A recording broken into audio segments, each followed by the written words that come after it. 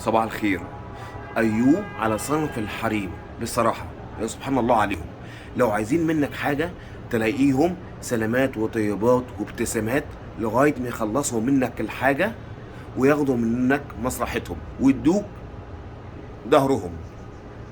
فتعامل بمعاملة طيبة وقدم عملك الصالح اللي هيجازيك عليه المولى عز وجل، هو بس هو اللي هيجازيك.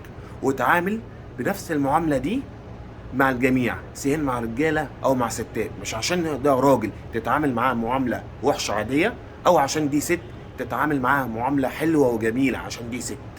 لا، اتعامل بنفس المعامله ونفس اخلاقك مع الجميع. ما تفرقش ولا تميز ما بين ده ولا ده.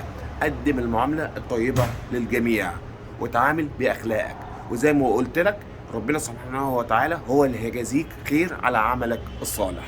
شكرا، صباحكم جميل، مع السلامة.